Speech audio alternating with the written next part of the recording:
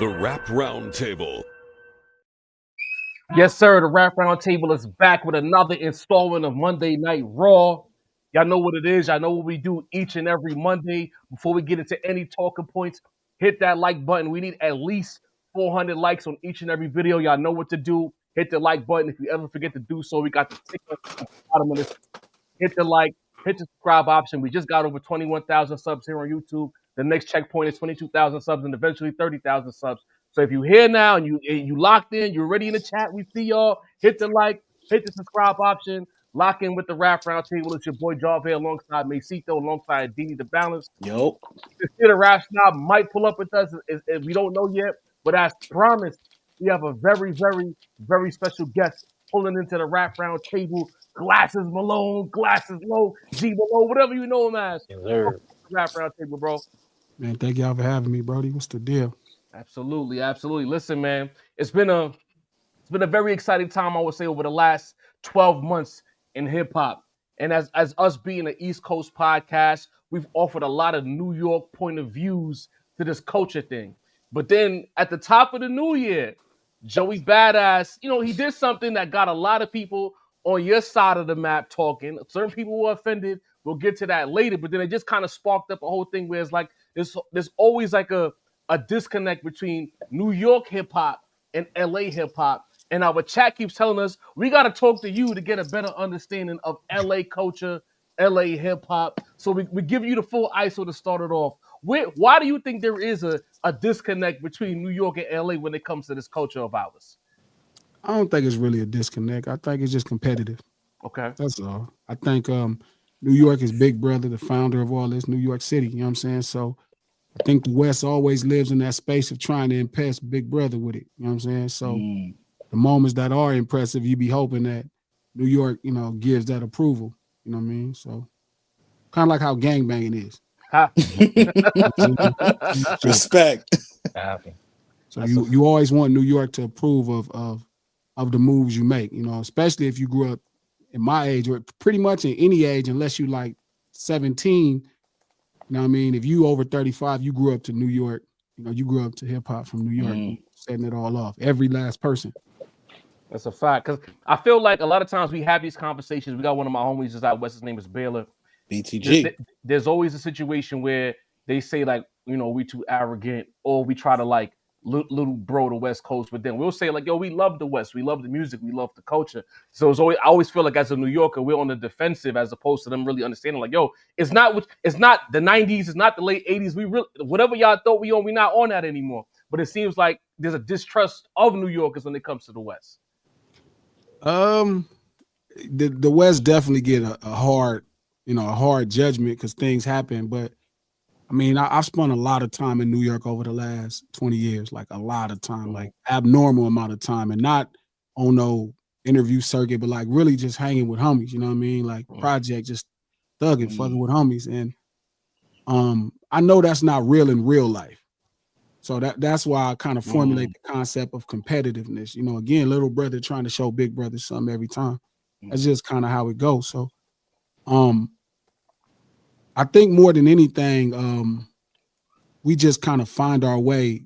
Like it's always that constant level of trying to impress New York. Everybody wants to impress New York. I mean, they created hip hop for crying out loud. Everybody wants to impress Big Brother with this. It's just kind of, now it ain't as much, you know what I mean? Because now people don't know where hip hop started at. They don't have no idea. But if you grew up listening to LL Cool J, Houdini, you feel me, Fat Boy, any of that stuff, this is why you do it for the most part. Snoop and them, first album, Slick Rick. Dre loved New York rappers. I remember the first time I met him at a party and he was playing the Inspector Deck's album. So it's like, that's the day. I mean, all of the dudes, every great one came up really has a different affinity for, this thing that New York created. So it's always that element. But I've always thought it was a bit overblown. I mean, even in real time, like, coming up 15, 16, none of us, when this alleged beef was happening, nobody stopped playing Biggie. Nobody really cared. Not none of my homeboys, not nobody from no gangs and no street life. And so this is an important conversation, right? Because you mentioning the competition, and that's that's for me. I always say that's the most exciting part about it. Even this whole Joey situation, I'm like, do y'all not see that this is basically competition? The West took, you know what I mean? We seen how the last 12 months went. Like Job was saying, the West took the baton. You know what I mean? And I feel like with Joey coming out and just trying to, basically advocate for, himself, his city, for where he come from. I didn't think that was the issue. Did you feel like the fans kind of, just like you say, was it a lack of culture? Was it the youth? Like, why were the fans making it seem like, how dare this guy even, you know what I mean? Try to spit these raps and try to say what he got to say. Like, what do you think was, the reason for that?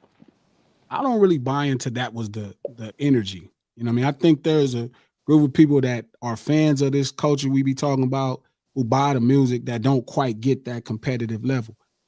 I saw another cat who runs a podcast. He was so scared of black people when he was a brother. And he was saying stuff like, man, you go with black people and they want to start fights and he black. And I'm like, I mean, so it's a weird element of anti-street, anti-black happening, even from some black people. So they might see that. And, even if it's a lot of Dot fans, some of them people may not be like, they didn't come through this thing the way we came up through it. So this might be the only thing they know about it, or this is the greatest thing they know about it. So I think, the artists, you could tell because people wanted to compete. They're like, oh, I want to compete. So you seen people throwing their hats in the ring to compete with it. That's a fact. Dini, tap in, bro. Do you think there's tiers of competition, or do you feel like everybody is kind of on the same playing field where I can like shoot a shot up to somebody who's way above in my rank, you know what I'm saying, for the sake of competition? Or do you believe it's kind of like slow your roll? You're a little nigga. You got to kind of build up your weight so you're able to get into those fights. Like, I'm just trying to understand the layout of how the West Coast, when they heard those Joey bars, too much West Coast dick licking and shit, did anybody from the West Coast feel like, this nigga? Really? Like, that's basically what I'm trying to get the gist of. Because a lot of niggas popped out. Daylight, Rayvon, like talented MCs. It wasn't like Busters came out for this, you know what I'm saying? Yeah. So I think anybody could say anything. Right? But then I think there's certain people that shouldn't respond. Like I think, even in this battle, I've been on no saying Drake should have never responded to Kendrick a year ago. That was just a bad thing. That don't even make no sense. Like, you got to take the fights when you need the fights. Nothing else. Like, you know what I mean? I don't care when you fight. You may know you're going to, like Floyd Mayweather might have knew he was going to fight Pacquiao, but he fought him when he was prepared to fight him, and he didn't let nobody else dictate that. So I think that's the thing. So I don't know if it's tiers, you know what I mean? Because it's all a mind thing and a competitive level, but you definitely better be aware of where you at and are you prepared for the fight? So I think what Joey did was smart. You know what I mean? He used the moment and made himself into a Jay-Z line and made himself into a moment. You feel me? So, right. The competition part ain't really the thing. He did his thing and got some conversation going around his brand again. This is what I was saying, because Dini, part of his question was because in the midst of it, I was saying that, like, if this is boxing, I'm looking at Joey Badass, and he's not even a pay-per-view fighter to me. Like, to look at a Kendrick, like, you're an HBO boxing, you're a show boxer, you're an ESPN fighter. Like, you got to kind of like move up a little bit. I'm not talking about his skill, but I'm talking about as far as for Kendrick to even decide to engage you, you got to be a good B-side. If Kendrick is an A-side, you need a strong B-side to make a good fight. You know what I'm saying? Otherwise, it's just a tomato can. You know what I mean? Funny part is I think he go get some work. You know what I mean? Knowing the homie. The homie ain't, you know what I mean? But I give him credit. I give Dot a lot of credit. He's going to fight on his terms.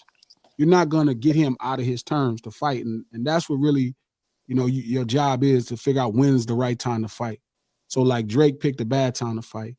Dot is going to pick the right time to fight. So, I mean, Joey is a heavyweight, bro. Joey ain't no, don't get me wrong. I get it. He don't got, he's not Kendrick or Cole or Drake as far as rap songs and rap business goes. But as far as like cultural cachet, as far as, talent and skills, he's a heavyweight. You know what I mean? He's more than comparable to fight, but you just got to take the fights when you want them. I mean, and so I think it's up to Dot to figure out the right time to say what he got to say, and it'll come. He ain't going to, he heard it for sure.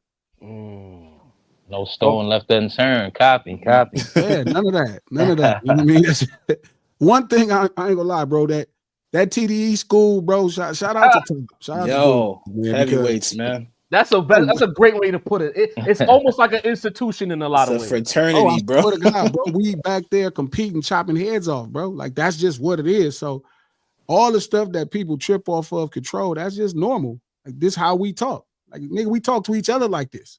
Same Who here, the fuck bro. are you? You know what I'm saying? Same here. It's reckless here. You know what?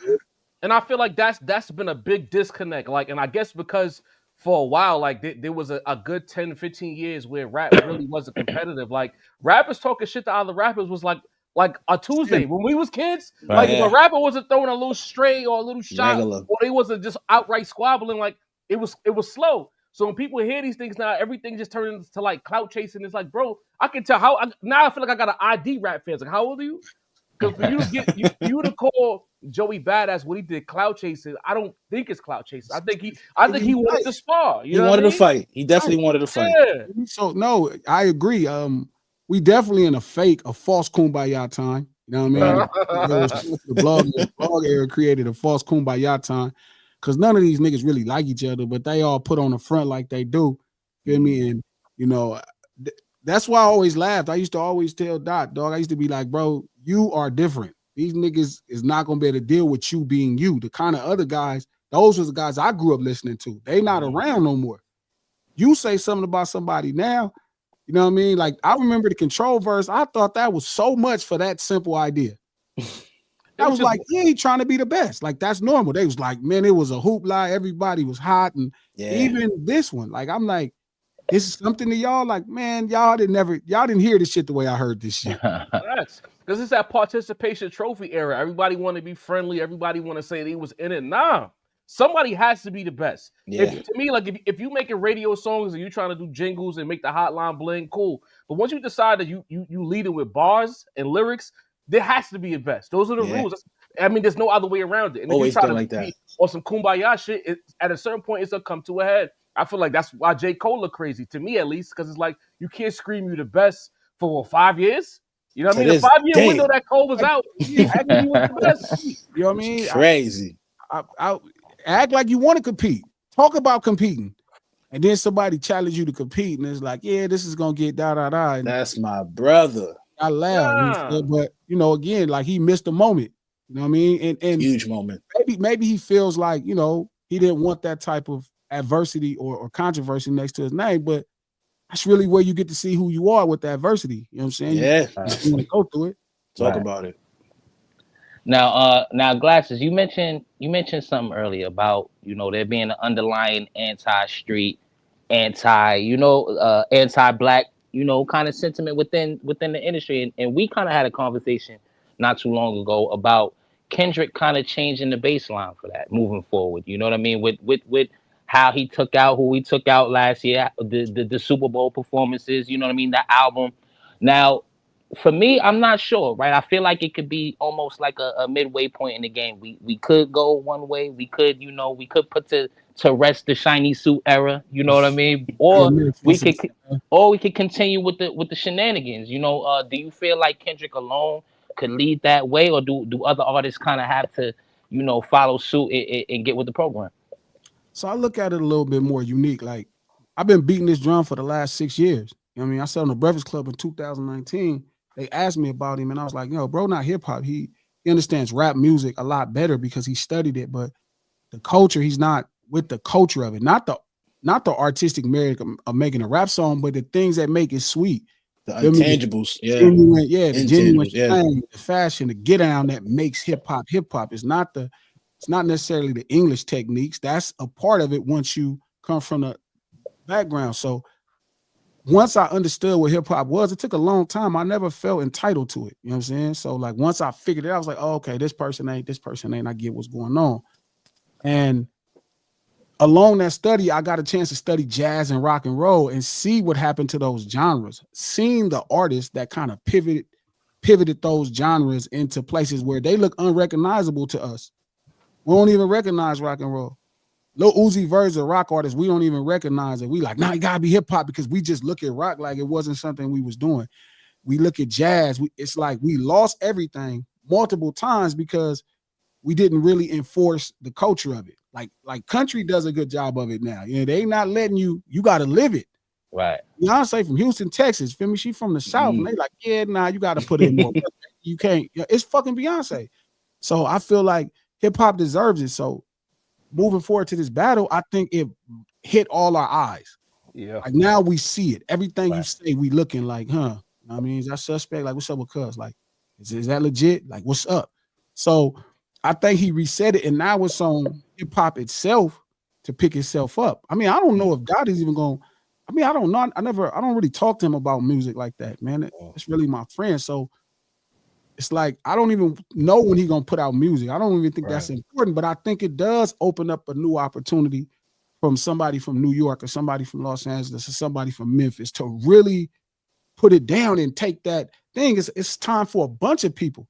You know what I mean? I think we like to fantasize hip hop as this thing where one nigga was doing the damage, and it was never like that. Never that. Right. Yeah, There's facts. always a bunch of niggas like, and when Jay-Z finally broke through, nigga, DMX was the nigga that year. Right there. Yeah. 9-8. And Juvenile came with 400 degrees, and it's like that's how it always was. Huh? So we didn't have one person carrying this motherfucker. It never been one person carrying this motherfucker. It was the motherfucker you like and a bunch of other motherfuckers doing their thing. Facts. So we got a good opportunity right now. We got a second win that jazz and rock and roll didn't get. You know what I mean? Hip hop got a second win, and it's about taking the joystick out the system, or taking the autopilot and flying the motherfucker, man. We had to push the motherfucker Facts. off who was playing the game for too long. But it's like you made a point that stood out to me just now with Beyonce, as far as, you know, essentially the country music gatekeepers were blocking Beyonce. Yeah. When I look at rap, there's a lot of us who love this shit. We try our best to protect it, but we're not always in a position or have a voice loud enough to do so. Who are these rap gate? I feel like the people who are in the most power don't look like us in rap to properly gatekeep these people from doing what they're supposed to do to keep them out. You feel what I'm saying? Well, don't everybody want to be friends? You know what I mean? This You is got true. a lot of people covering their own tracks, you know what I'm saying, because they think they the person that they want to get kicked out. Right. So even when I first started saying Cuz wasn't hip hop, it's a bunch of niggas who see themselves in him. So they like, wait a minute, if you kicking him out as me, it's like, bro, you grew up in, bro, you're from, Jersey. You're not him, bro. I don't give a fuck which part of Jersey you grew up. Hey man, Jersey City might feel away. You know what I mean? Shout out to Jersey. That ain't, you know what I mean, where Cuz is from. Right. And not just where he from, Cuz, but like his upbringing. Like he ain't grew up the same way. So it's like he studied it well. And I think he's one of the better record makers in the history of music, but it's something natural about this that's real. And I would like to believe that's the thing we should be protecting. So even the people now who you feel should be gatekeeping, I think we give that title to them too much. Like they're not necessarily that. And you know what? Niggas ain't that. You know what I'm saying? Like niggas ain't into this shit like that. Niggas is just fans. They didn't, grow up wanting to understand what's happening. That ain't what they is. So that's kind of why I take it so serious. And people get mad. It's like, well, I said it and you believe it, or you got a problem with it. So that means it got to have some kind of credence. And I think that's what made this battle so unique, because we've all lived through the greatest battles in rap history, but this was the most unique one for me, because this really felt like some Coliseum shit, where it was like Kendrick did what he did, and he looked to the crowd for a thumbs up or a thumbs down, and it was really hip hop that made a call here to move Drake out the way. And I think that's why Drake has been spiraling, because it's not like it's some viral moment where like Pusha T did what he did, then we went back to our regularly scheduled program. Us as a culture, whether Kendrick meant to or not, it was already building up to that before Drake got pushed. Not like us was really like the tipping point of the push, but as every record dropped, it was like rap fans was like, yo, this is our shit. Like it been ours. Why we let this go on for so long? Finally, somebody is saying the thing that we wanted to say. And to your point about Drake and studying the shit, I mean, I said it jokingly, but it's like that's what you said it in a much more nicer way. You know what I'm saying? Because I used to tell my guys, hey, like, yo, Drake, when he was a kid, he ain't have no shape up. He ain't look like us. He had a culture. Right. He ain't look, you know what I mean? Like you couldn't be some 14-year-old kid with an afro with no shape up. We would have fried you up. So it's like you wasn't in the trenches like that. You feel me? The cold thing is, it's not so much just that he's a Jewish kid. Right. Yeah.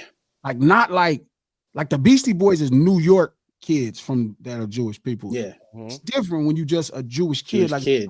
Miracle Mile. You know what I'm saying? And so again, people conflate that like he's not nice, bro. The nigga's nice, bro. He's The wild nigga, nice. really good songwriter. Yeah. He's an incredible record maker, but that don't mean you at this table. You know what I mean? Everybody singing ain't R&B. You know what I'm saying? Right. It's, Right. I mean, it's okay because what happens is that person represents something else. You know what I mean? That person represents way more than just some music. That person represents the voice, feel me, of the have-nots in a Black America. That person, every last time that person been right there, that's what they represent. Yeah. I don't give a fuck. You can go back every time. And I just think that was never his task. You know what I mean? He was always doing it just to be dope. And there's nothing wrong with that. But it's also more of a burden that comes with it. And is you responsible? So it's like, I just always see how rock and roll was able to get from brothers. I see how rock and roll was able to get from culture. Like I see how jazz was able. I see how the labels see something, you know what I mean? And this is a person, you know what I mean, that could really, people think they're this. They like, oh, they this. They rock and roll. And it's like, now you look again and they financing people because now they've opened up this whole other market and there's other people now that they like, shit, we can't put no money in no Black person doing rock and roll no more. Think about it. Something that was dominated by Black folks the whole time. And not Drake, because Drake. Country music too? Like a lot of different types of music. Jazz, like you name it. But peep homie Shabuzi, he had one of the biggest records last year. And they like, and they trying to suppress homie. You know what I'm saying? Yeah. Like he ain't even. That's the thing. So I just think I was talking to a homie from the Bay, and he was telling me that he felt like it was about excluding him being a brother. And I'm like, that's not what he's a brother, dog. His he's a brother. But that every brother ain't this. Right. Yeah. This specific type of brother. Now, again, it ain't, I'm not saying they gotta be from the trenches, but you could very much understand this is the culture that the trenches created. This is the reason why niggas talk the way they talk. New York could only be the birthplace of hip hop. Because everybody gets seasoned by the brothers in New York. Everybody. One of the oldest arguments I hear all the time is like, was it Puerto Rican people at the beginning of hip hop? And I got a chance to talk to some real heads, and they was like, yeah, they was. But they was brothers. Talk about it. Man, New York, the only place in the world, bro, where the poor man and the rich man ride the same train. There you go. That's why New York different, bro. It's a different. I think that's the problem with the internet because it's like it's too many people on here who just go on these platforms and lie, bro. Like I grew up in Hispanic Puerto Ricans. I never knew no Dominicans like that. I knew a bunch of Puerto Ricans and they was hip hop. They was black people in my eyes. You know what I'm saying? Shit. But I think that's the confusion. Like I think the argument is kind of a bit weird, but it's like this is New York can only be one of those type of places because you almost street urban culture baptizes everybody in New York. Yes. You'll meet a motherfucker pale as the motherfucking cloud, man, and that motherfucker start talking. You be like, what the? I mean, he sound like one of y'all. He sound like a nigga from over there. You know what I'm saying? And it only could be in New York because it's on top of everything. It's in this small, you know what I mean? New York City's small, but it's tons of people on top of each other. So everybody get baptized in that street urban culture, in that ilk. And it's everybody riding the train, the richest motherfucker, the poorest motherfucker. You know what I mean? You walking down the street, nobody, feel me? It's really hard to get away from the get down. That's why I can only be in a place like New York. LA is places where we never run into white people. For real? Wait, hold on. That's not you serious? I mean, I always figured they was just right there. You know what I'm saying? Right. I always figured they'd be a little out there. Yeah, it's certain places in LA, bro. They don't even run into us. No lie. Like you're not bumping into white niggas outside the Marathon store, are you? I'm just saying. I would think not. You get what I'm saying? Like, I don't think so. I mean, nowadays probably. Maybe now, yeah. Yeah, but I'm saying they're like niggas barely go to Simi Valley, bro. You don't go there. New York is different, bro. It's probably a gangster white place, like Bensonhurst or somewhere black people don't go, and it's still they act like they got too much flavor. They like, the white people over there got a different flavor. So wait a second. It only could be out of New York. And I think that's why it was important to your question, bro. It's like hip hop has a chance to do something that rock didn't get, that jazz didn't get. Like it's a chance to respawn itself and go somewhere else and do whatever they want to because of that battle. And I applaud the young homie like for really laying it down because now, you know, he's going to deal with a level of stardom and a level of critique that he never had to deal with. Right. All for the sake of trying to make sure people didn't confuse the look-alike with the real thing. Not like us. Listen, y'all. I gotta tell you real quick.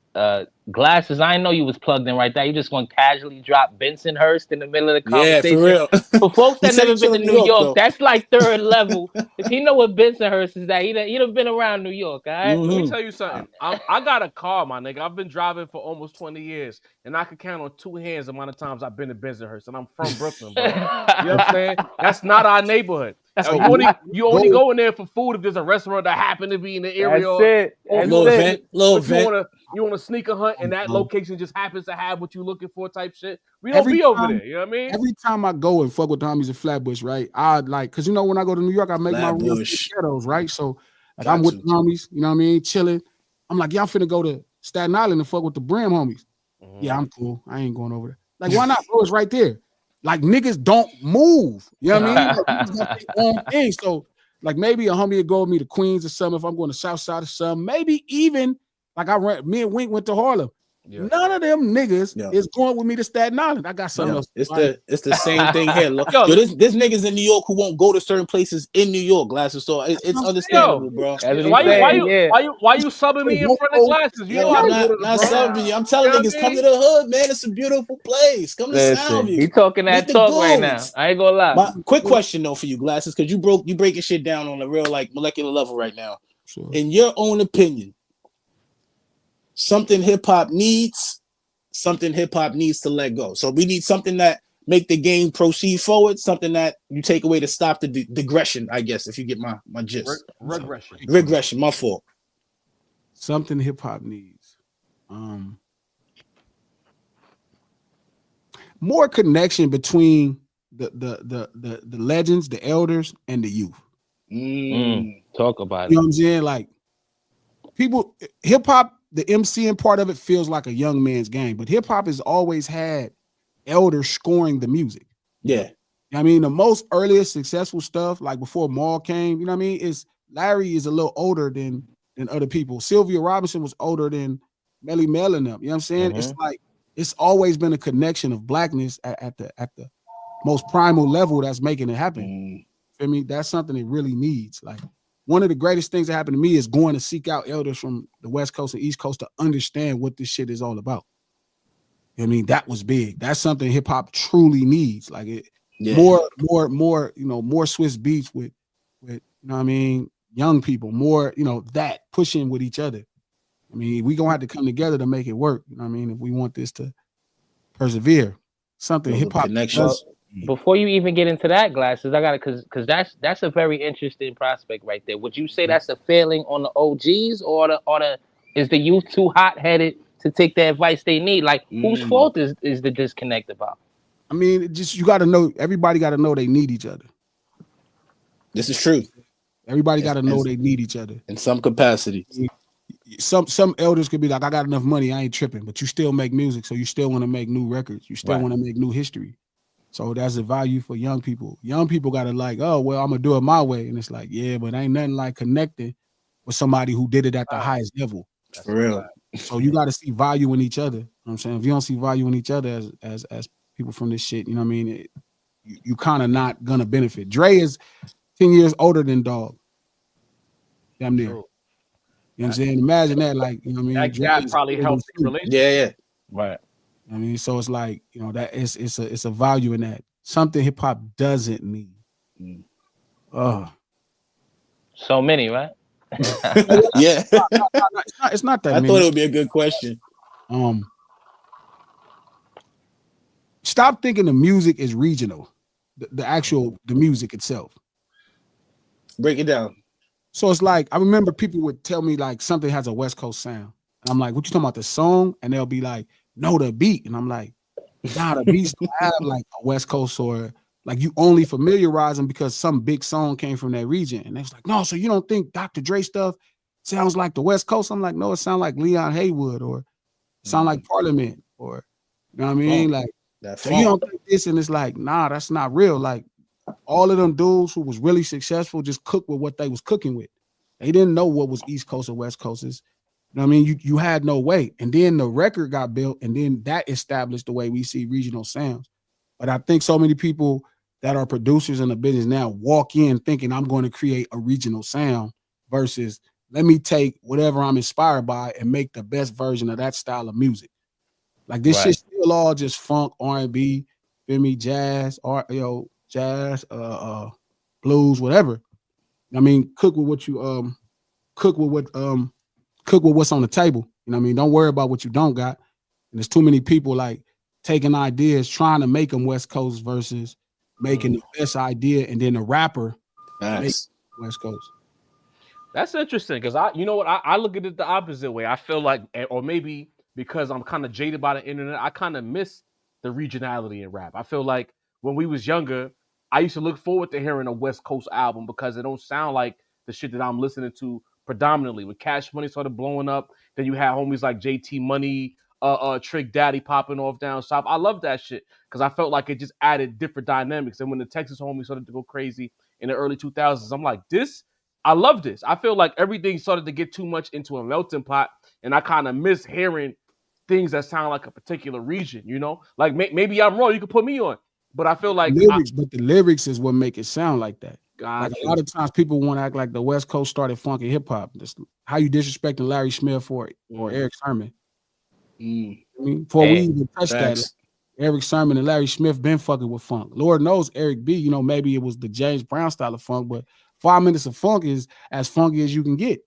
You mean EPMD, the reason, you know, it was funk. So the artist, when you put the art over it, that's when it becomes a regional thing. Like I heard an interviewer, and this is something that bothered me. An interviewer asked Eric Sermon, like, "Oh yeah, so you know you got on that West Coast sound," and Eric Sermon was like, "Nigga, what?" Like, you know what I mean? And this nigga didn't know. In his mind, it was like, "Oh, funk shit is the West Coast." Nah, nigga, nigga George Clinton's from Jersey, James Brown from Georgia. You know what I'm saying? The Funkadelic Parliament is from Southern, Midwest.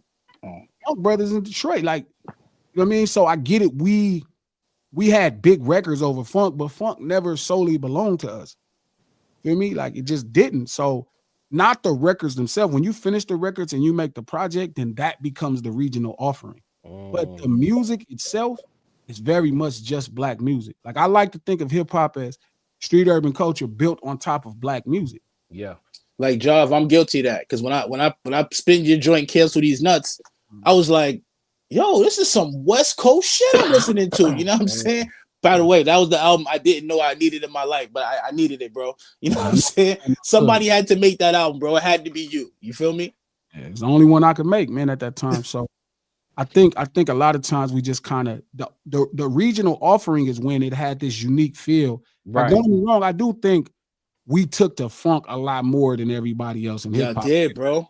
It belonged to us. Y'all made it a unique sound that no one else could make, though. You know what I mean? Not really the music, because anybody could have made G Thing. I mean, at that level. Nah, bro. Oh no, I don't know, G. G, I don't know, man. That's different. Leon Haywood, bro. That's a Leon Haywood song to the T. He didn't really do anything but replay the bass, add some drums. Like if you play the instrumental, the G Thing, and you listen to Leon Haywood, I want to do something freaky to you. It's not necessarily no funny shit. The idea of it all is what makes it special, but it's not really produced into a sense like that's he's not lying, because when I used to go to IAR many moons ago, that was one of our first projects, was to chop that sample up and make it our own beat. So Dre didn't do too much to it. No. It's not like he did like Maul, where Maul was kind of taking like 4 and 5 different things. Dre was so sweet because he understood the simplistic approach of, okay, I'm gonna make it a little bit mine, but I'm not gonna stray too far away from the idea. So to say, like, you know, you hear G Thing, you're like, oh man, this is the West Coast. It's like Leon Haywood is like one of them niggas. You know what I mean? Like, I don't think that, you know what I mean? Or Barry White. It's like, you know what I mean? Yeah. It's like it don't really make sense. But I do think we did take the different things, but that don't mean they are exclusively ours. You know what I mean? It just don't mean that. It's just certain sounds I hear in the music that make me feel that way, though. Certain sounds, you know? And the way I'm interpreting it, you get familiar with the record, right? You hear the lead, right? It's like, nigga, that's how your player. All of that shit though. Yeah, but if you don't know, you think that's hard. That's how the boom keyboard and Ohio players did it. I mean, it's black music, but we just in hip hop, like the West Coast, Dre and Quick and all them kind of flavor. Because you gotta think of it. Yeah, a lot of us, for the first time we heard anybody from the West Coast, that was what we heard. Like, my fault, y'all. Facts. Nah, that's just funk inspired music. Nah, I was just gonna say that like it's kind of like when you listen to like a Griselda as the latest iteration. When they chop up certain samples and the BPMs are a certain way, that's New York. Immediately you hear New York. I think that's what we're saying when it comes to the West. There's certain sounds that we just, all right, that's some West Coast shit, right? The same way that's some New York shit. You get what I'm saying? Certain sounds, man. But I think it's underrated. That the record itself combined is what gave you that. Not the instrumental. The raps, the flows, the energy, even the video, bro. Just a West Coast movement. You feel me? You know what I mean? I dig it. Is that right? First time niggas saw G thing, it was just mind blowing, bro. Niggas just blown away, bro. Imagine listening to fucking Protect Your Neck, and then you hear G thing. It's like two different worlds. You know what I mean? Off this though, right? Like imagine when you heard Big Pop and you heard G thing. Right. Yeah. I see what you did there. I peeped that. That's Tony Polk. Like, I mean, it's Brooklyn, so it's like it's black music. I mean, I'm not saying we shouldn't have a regional appeal. We definitely should be using the lingo that's outside our door. We definitely should be showing you visuals from outside our door. But you got to treat black music like it's black music. We got to stop trying to regionalize black. We would never call Barry White a West Coast artist. That's a fact. That's a fact. Yeah, I peep it. Like we make it regional. Once the art, once the culture get their hands on it, we make the whole idea regional.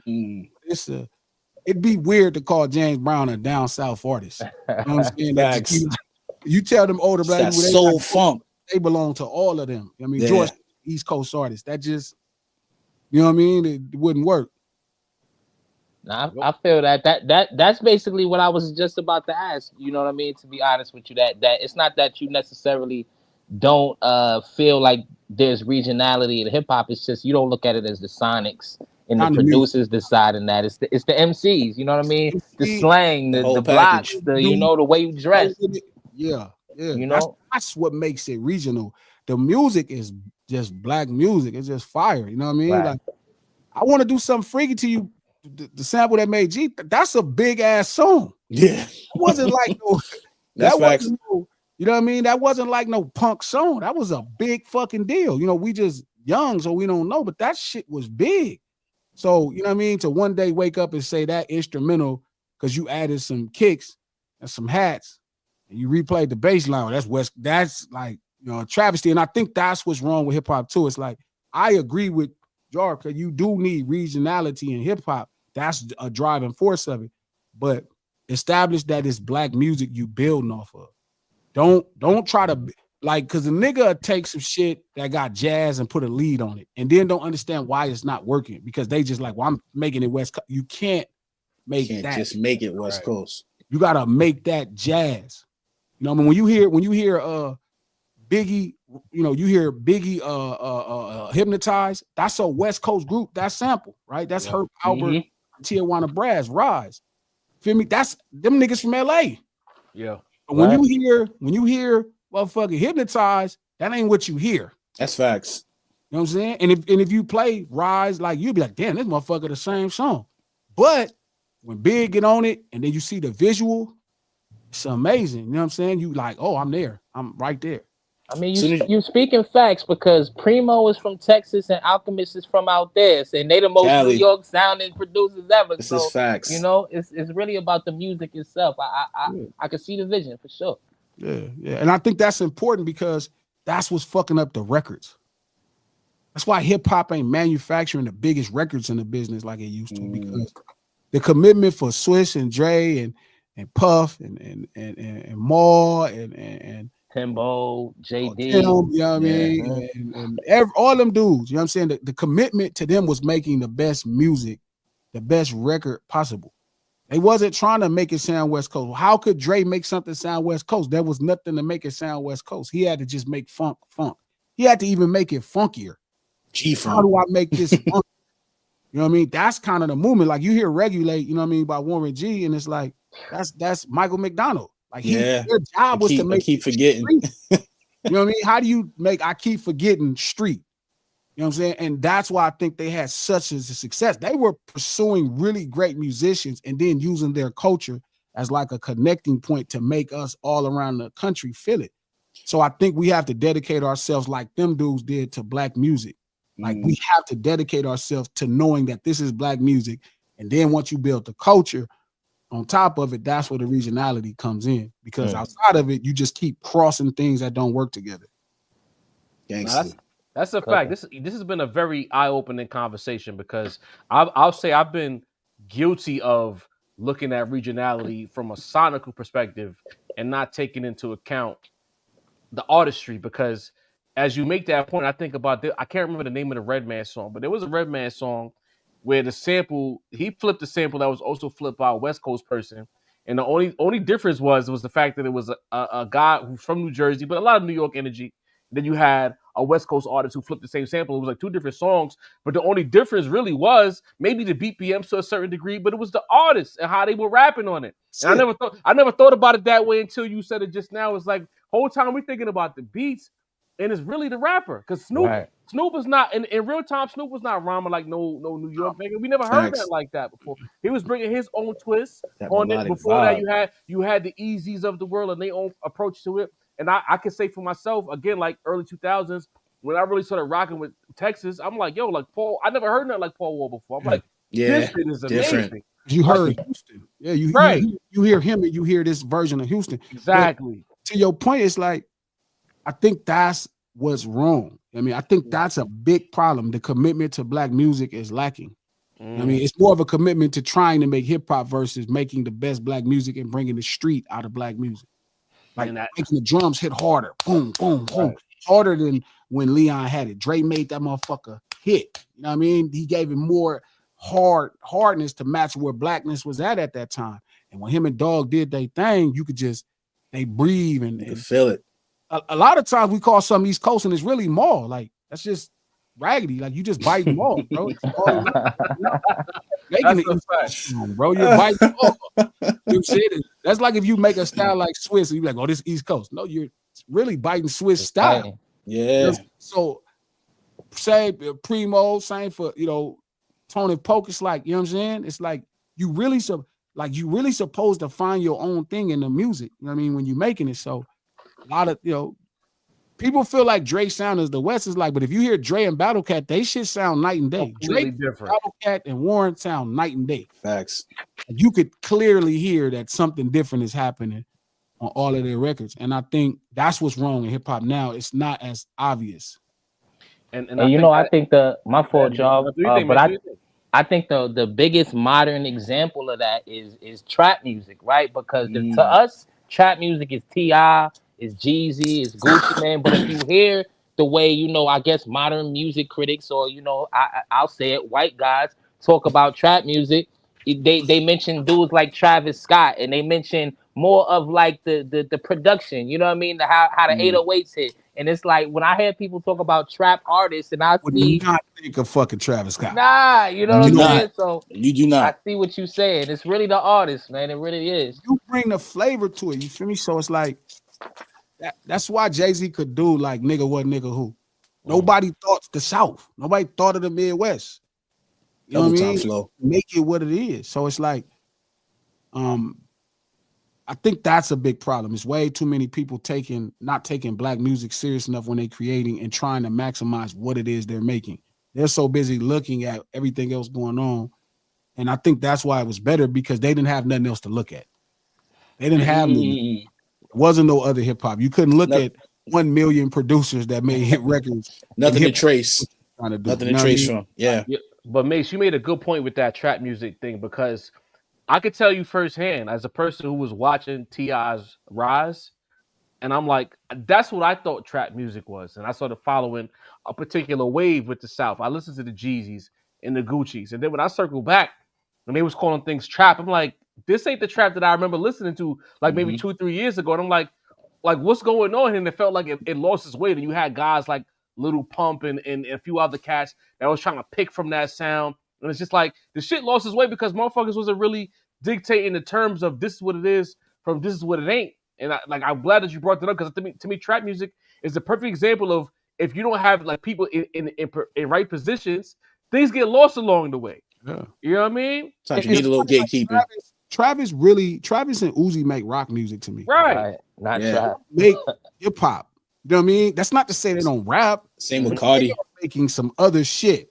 And we can't declare it that way, even though they're telling us. One nigga said he make rage music, the other nigga said he's a rock star. They're telling you, but it's like niggas cannot believe black people could be in these spaces. And it's like, no, but he got the 808 drums and it got this. It's like, no, He got chains on. rock music. And rest assured, rock is looking at what somebody like Travis is doing to implement it. They're looking at something that Uzi is doing to implement. That's a fact. Because think about it, how like white music started implementing those trap drums into their sonics. You know what I'm saying? And it's like, and they tried to start calling that trap. It's like, whoa, Talk about it. Yeah, slow down. You know what I mean? So slow the fuck down. You have Miley Cyrus trying to make trap records. Yo, I remember that, Not bro. an abandoned house With the in that Mike song, Will, bro. with the Mike Will made it beats. Mike They were Will trying. made it. They tried it.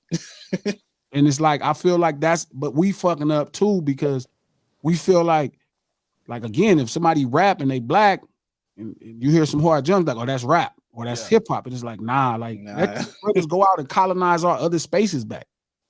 Like, we should be pushing Uzi and Travis to win rock awards, and we want that back. Ooh, Run that back. I mean, go get that back for us. I mean, go get that back for us. This is an important conversation because, you know, we threw out a tweet today. We were talking about how Kendrick is kind of making it difficult for like a lot of the rappers who produce bullshit to make a way. And people keep talking. They keep in our mentions. They keep bringing up Playboy Cardi, and it's like maybe because I'm a little bit older, but it's like when I listen to Playboy Cardi, I don't hear rap. I don't even hear hip hop. You keep saying rock, and it's like because he's not rapping. Uzi don't really rap like that. Travis is not rap. Like, that's something else. You know what I'm saying? And rapping is not exclusive to hip hop. We didn't start it, and we're not gonna end up with it when it's said and done. Yeah, right. So it was like, yes, we use it, but all singing ain't R&B. Some singing is different. Some singing is pop music. You know what I mean? So the vocal delivery cannot be the requirement to be hip hop. I think that's what's wrong. I think we're trying to make it where, oh, he's rapping and the beat is hard, gotta be hip hop. It's like, nah, bro. Like, people gonna take the drums, people gonna take the vocal delivery that hip hop popularized. Feel me? And they could do their own thing with it. And we should be pushing people like Travis to win rock and roll. Why is Travis not up for rock and roll Grammys? Y'all can't have this. Y'all can't tell us how to do this. Like, nigga, we did it the first time. That's how you got it. Nigga, this nigga is rock and roll. Uzi is rock and roll. Cardi is rock and roll. You know what I'm saying? Why they not? Because they doing it how they would do it. Nigga, that's how it started. That's how Little Richard and them started. That's how Ike Turner and them started it. So how the fuck you gonna tell these brothers what ain't this? Their ancestor, their forefathers, their people that they raised them created it. Right. So how can a nigga tell them it's not? And I think that's a mistake hip hop makes as well, where it's like we feel like we need to clutch on to everything. It's like, no, some of this shit is black people in other spaces. Like, I seen some Travis shit. I was like, man, this nigga's a rock star. This is rock music. Even when I hear it, I'm like, this is a new iteration of rock music. You know what I mean? Don't get me wrong, he's very much inspired by hip hop. You could tell he grew up listening to hip hop, but his movement is not a street urban ilk. That nigga is a different kind of kid. That shit is special and is not like this thing right here. And he's not even like spitting bars where you can say you could quote a verse. Like, he's not even trying to do that. So it's like, why you keep forcing him into this particular genre? And it's like, this ain't that, bro. And we got to be clear about that. Like, this, like the subgenre argument is something we've talked about for years. And it's like, why so much people like resistant to the fact that rap can in fact have something. It could be rap rock. It could be rap pop. You don't have to force against that. Mary J. Blige is the queen of hip hop soul. That means you could sing in hip hop. That was 30 years ago. You know what I mean? It's not about exclusion as much as it's about inclusion in other spaces. Right. Why isn't Travis Scott up for rock Grammys? Like, why is he not? This nigga obviously is one of the biggest rock stars in the world. Yeah. These niggas are the biggest rock stars in the fucking world as far as their generation of niggas, but we're trying to keep them, like, not even us. We don't know what to do, and they kind of worry how it's going to be received. So, but you can hear in their music when I'm listening, I'm like, yeah, this ain't about hip hop. This ain't about that. This is something more. This is something And you could So- tell how many other people identify with it who didn't come up the way we do. Mosh pit music, bro, like real Yeah, talk rager about it. type shit. They, You know? they see a black face and it's hip hop. It's rap. You know what I mean? I see Lizzo being described as a rapper. If you look in musical genre section, you know what I mean? Facts. That's really what it is. Yeah. So I just feel like I think we just need to take the music a little bit more serious and one that's the most important. The music is kind of falling by the wayside. That is a fact. And last year was very important because, again, the Coliseum decided that we want some hard shit. Like when Kendrick was at the Super Bowl interview and he was talking about hard beats and hard raps, I'm like, that's the core essence. Like, that's what we want. That's what the people decided we want that. So if a nigga feel like he want to make some melodic bullshit and he can't make a way in, good. Like, get your weight up. Get your pen game up. Pause. It's like, yo, like, this is the space that we in right now. These are the rules of engagement. Real quick, everybody. If you haven't by now, we got about 422 in here. Hit the like button. If you haven't done so by now, hit the subscribe option. Hit the notification bell. As always, you need at least 400 likes on each and every video. At least 400. Feed the algorithm. Continue to grow the brand. Glasses, I got another question for you because I'll admit, we kind of ruffled some feathers. I believe it was last week. Yeah, it was last week. We were talking about Nipsey. We were like showing love, you know, I think it was the 6-year anniversary of his passing.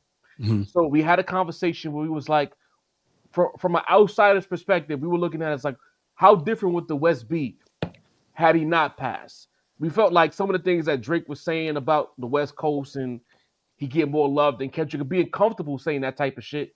We feel like the West would have been a little bit different had you had a presence like Nip in the West as opposed to him not being there. How off base were we in saying that? He would have said it no matter who was alive.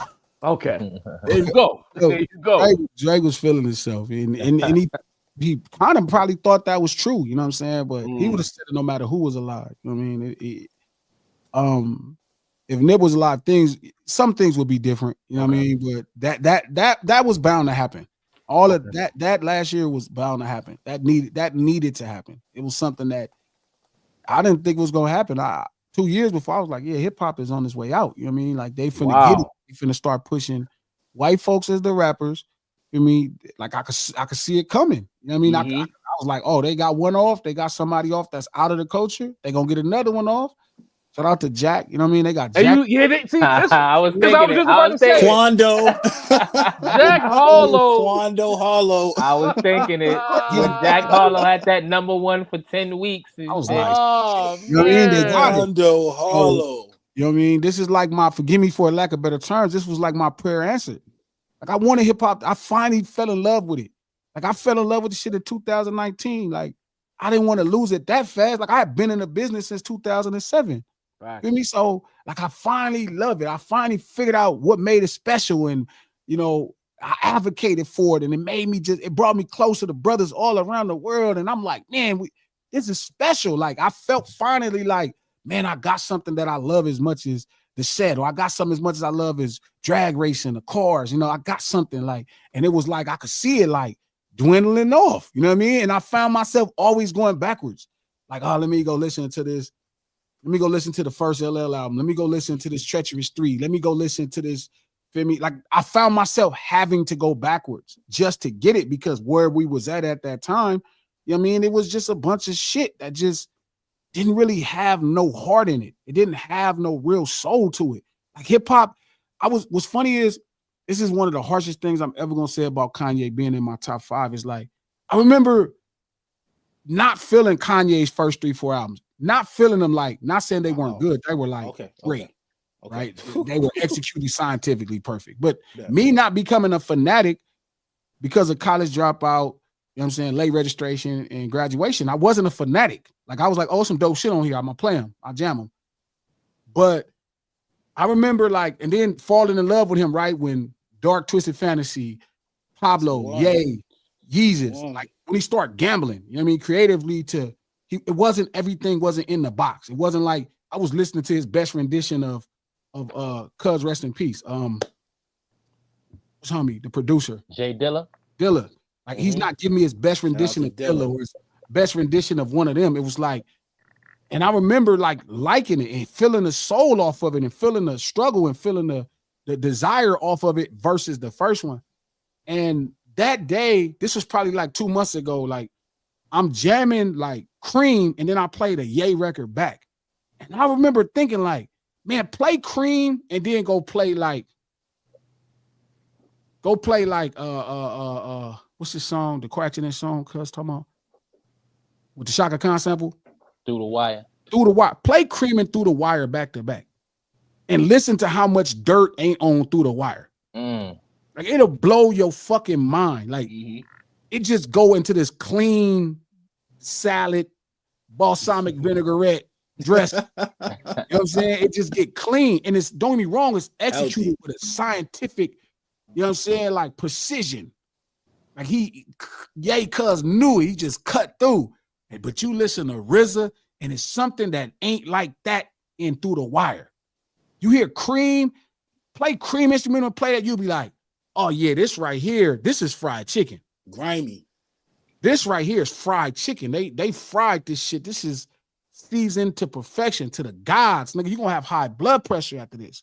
Lord. And you listen to that and you be like, oh, this is El Pollo Loco. This is, you know, they ain't use salt and pepper. And this right here is like, you know what I mean? Jalapenos and shit.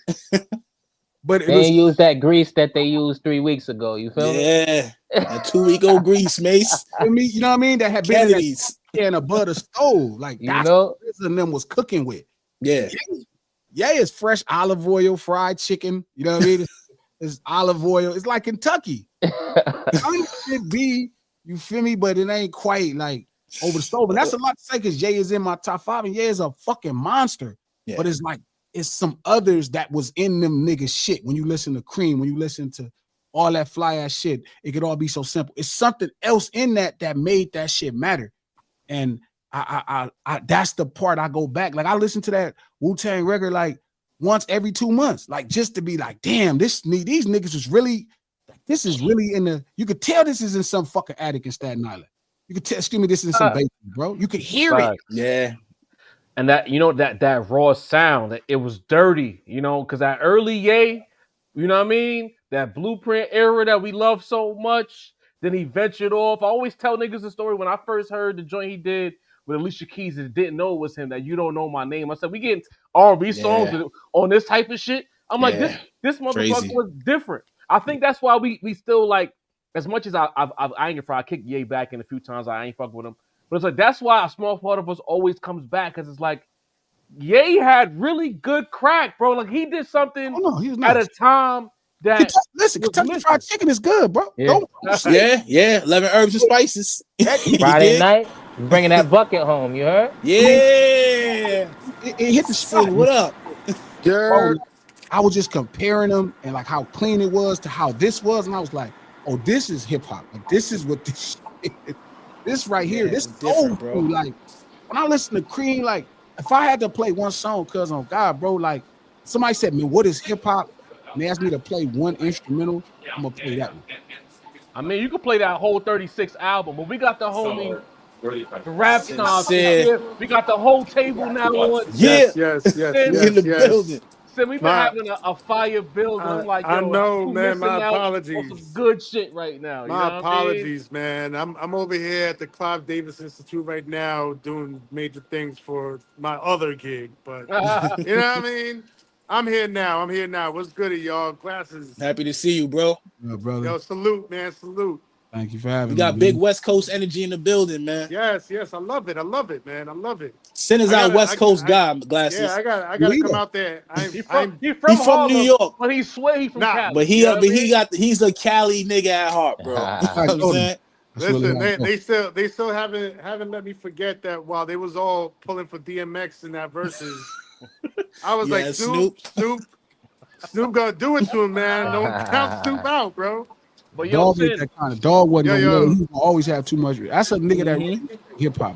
We know your battery life is on life support right now. Yes. It's been a long day. To chop it with Glasses about before your phone cut off real quick. Yo, just I don't know what y'all, how much y'all got into it already, but like, what's the energy feeling like out there right now? You know what I mean? The last year, it's really only been a year.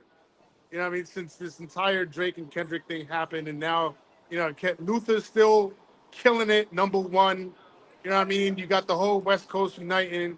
how's it feeling out there, man? Cause I want to come out there and feel that energy myself. You know what I mean? So what's that feeling like out there? Man, just dancing on grave sites, dog. Yeah,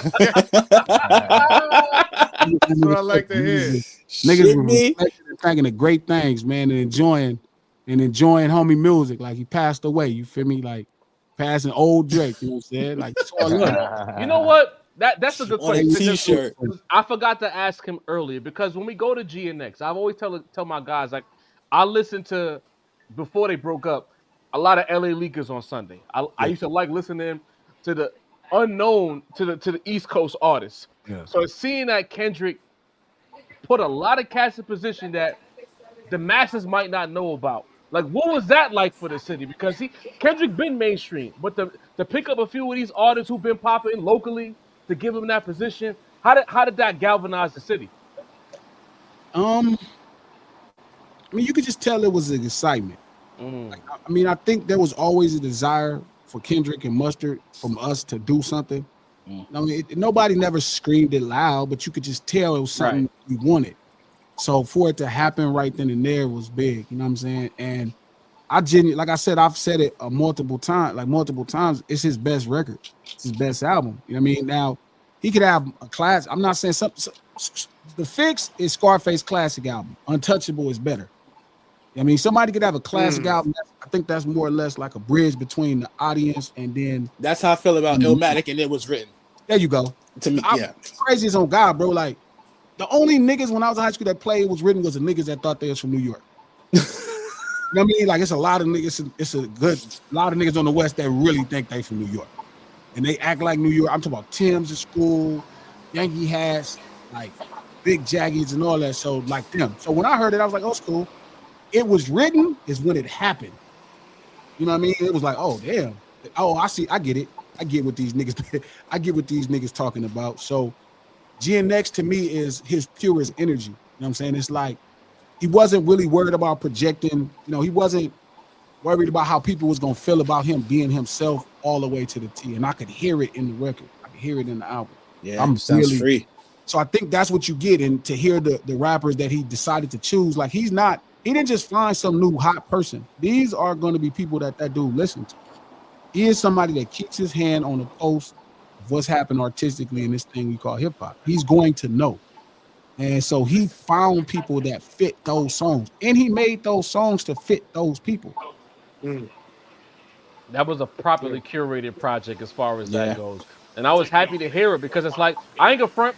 Like he's a huge Kendrick fan, and we give him a lot of shit on the podcast about his rap taste. But like to hear Kendrick on something that sounds so definitively West was like, yes. Like this is the one thing. Like if he Thanos, that was the last Infinity Stone was to make that type of a record. You know what I mean? Because it's like I never thought I would hear Kendrick on a Peekaboo or a TV Off or a Hey Now. You know what I mean? Yeah, different. Second nature. Like he don't even have to try hard. Like that's record. So many great records because it's like he's been building himself to do this other stuff. This is him second nature. He don't even gotta try. Well, that's the thing I always tell these guys is, you know what I mean? Like they get mad at me when I use the word frequency too much. But no, Cooksin, I don't phone mean die frequency now. because 2%, nigga. But they take me using the word frequency as some type of intelligence. That's twice already, Sin. And that's not what I mean. It's like Kendrick, when he taps into a certain frequency, if you're on that frequency, you know that he is going to put his 100% into that frequency. You know what I mean? He did it with Good Kid, Mad City. He did it with The Pimp a Butterfly. You know what I mean? Like every time he approaches a project and he's like, this is the frequency that I'm on. If you're not on that frequency, you're not gonna fuck with it. But if you're on that frequency, you're gonna be like, oh shit, like he really tapped 100% into it. You know what I mean? And now is when people is like, oh, he's finally on that West Coast, guess what? Frequency. And now is when and now is when you know people they count like in the chat, bro. They count in the chat. Now NHD, what up, like, Jarv is happy. It's like, oh, he finally did it. All right, he finally did. But like Glass was saying, like, this is probably something that would have come so easily for him before. He was like, nah, I want to challenge myself. he's been challenging himself his whole career. And now he's like, all right, I'm gonna come back home and do what's naturally me and naturally mine, and that's West Coast. You know what I mean?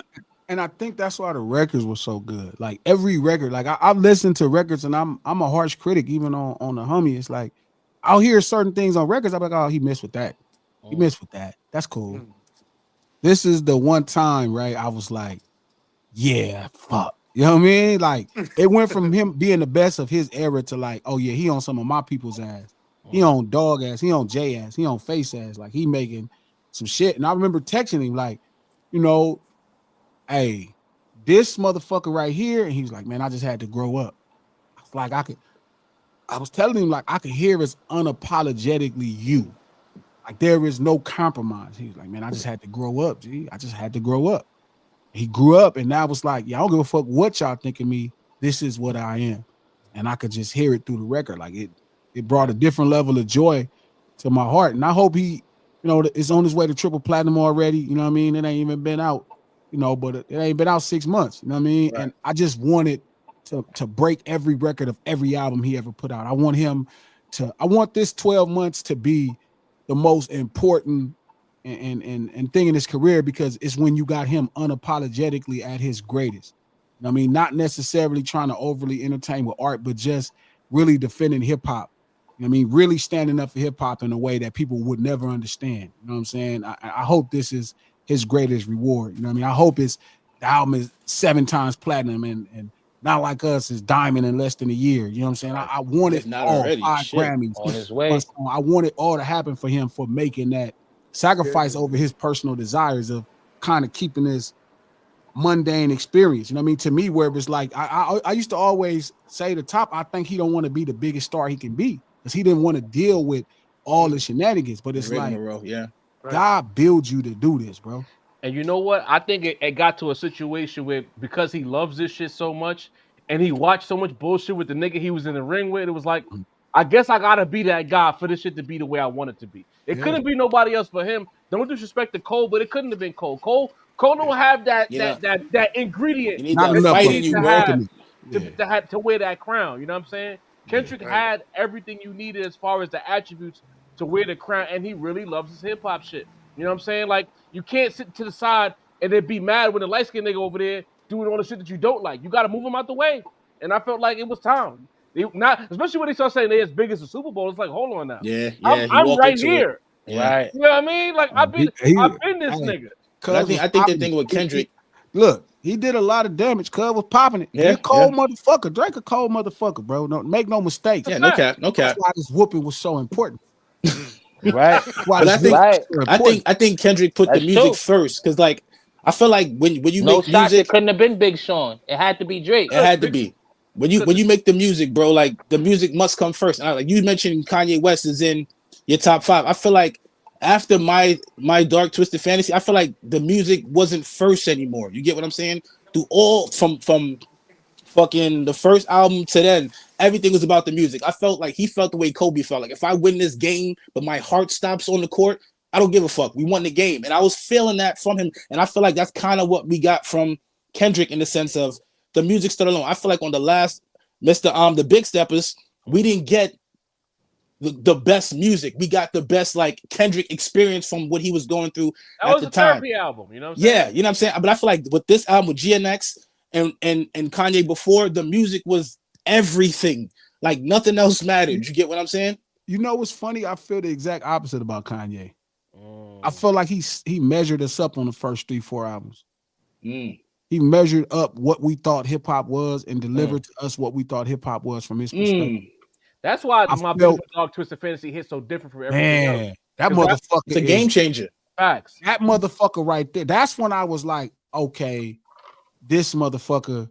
Okay, I get it. Okay, different lanes. See what we doing. Like I see different bags. This nigga, it went from him having a bunch of good records to him making something that I was like, oh yeah, this galvanized me. I'm really fucking with this. You know what I'm saying? Like Flash, like I'm seeing him now. Now the training wheels is off the bike. I mean, he's riding it. And then like my favorite Kanye album is Ye. You know what I mean? Now, again, my top 5 is not necessarily the greatest top 5. They're the guys. But yours though. Right? I fuck with Face, Dog, Jay, Ye, Ross. Those are I never played as much music from any artist. The closest 6 would be Cube. But I play so much music from these 5 artists, I jam all of they shit. So it's like, I feel like the exact opposite with Ye. I feel like Ye, like even like it was calculated. All the first 3 albums was calculated. Like he measured, he weighed and measured us. And I didn't know how to explain it at that time, but I played it because it was my favorite Nas verses on the second album. You feel me? So it's like, major. I played it because the nigga just was dope. But when he got to Dark Twisted Fantasy, we got to Yeezus, and it started being shit that I'm like, oh, you not playing safe no more at all. You like, you really trying to venturing out. Nah, that orchestra era, Ye, when them songs was long as fuck for no reason, with the beat break in the middle, crazy.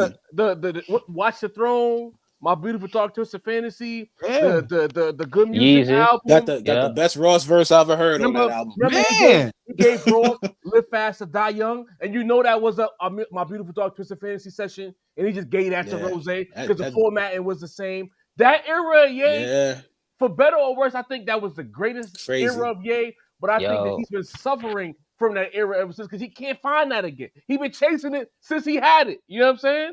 It's not about the music anymore. Now it's about just trying to keep up. You see what I'm saying? That's when you start to lose your shit. So he's somebody that, and what I think is, hip hop is one of the only kind of, if we talk about musical genres, where the culture is as important as the music. Facts. And it's important to put that culture on. That's why I'm saying, to Jar's point, like I respect regionality, because that's truly the cornerstone of culture. So you got to put that culture on. But I feel like with Ye, again, like I when I hear music, I don't like to feel like I'm being sized up. I don't want you to say what I think you should say. I want you to say what you think you should say to represent us. You want to be and surprised. I feel like in the first albums, it was more like training wheels. It was like, don't get me wrong, they were executed. That Chipmunk Funk glasses, man. We needed that when we got it. No. But I don't even think we needed it. I don't think we needed it, because I think this was a kind of something like, we had 50 Cent at this time. Right? We had 50. We see Trap coming into his own at this time. You get Tip at this time. So we had a ton of culture. I think that became the door opening to where you could get somebody in that wasn't quite cultured that way. And Ye, obviously, the brother from Chicago, so it's different. Polos, imagine, you know what I mean, him. I can't imagine a nigga from Chicago avoiding street urban culture completely. That's right. Wrong, but I'm saying I can't imagine it. But he for sure was the closest to not being it, to open the door for other people to come in the door. So I feel like he played it really safe. You know, when I hear like you said, Through the Wire, when I hear slow jams, when I hear those songs, I think they're very safe. You know what I'll say? I don't know if it's safe, but I think you made a key point then when you mentioned 50. I think he saw where it was going in the sonics and the commercialization, and he grabbed exactly what he thought people might want as a counterbalance to that shit with those records, especially like the College Dropout and the Late Reg. That was like the counterculture to commercial rap that people felt like they was missing at that time. But the crazy part is 50 Cent ain't commercial.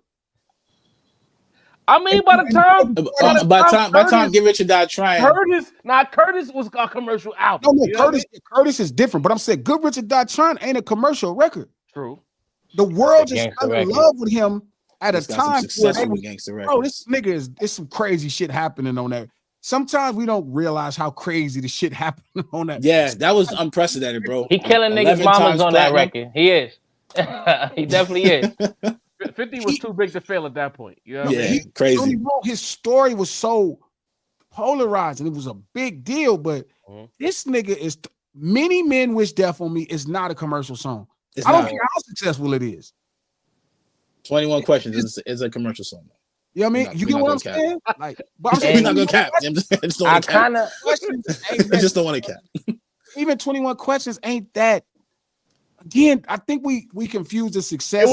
It was a hood nigga talking to a chick. To a joint. But it was the record was, I mean, you got Nate Dogg on, you know what I'm saying? It's gangster, it's a gangster ass record, but it is a song for the ladies though. And what he's saying, what Glasses is saying is facts, because if you look at Kanye, if you split his career into like first 3-peat Jordan and second 3-peat Jordan, right? Yeah, the first half of his career sounds like somebody who wanted hip hop cloth niggas to like At him. the forefront, And his yeah. what he makes now, his experimental shit, his Yeah. dirty producer shit. This is who he really is. You know what I'm saying? So I kind of get the vibe. And that's I how dig I it. need authenticity with my shit. Like because I could smell when it's not.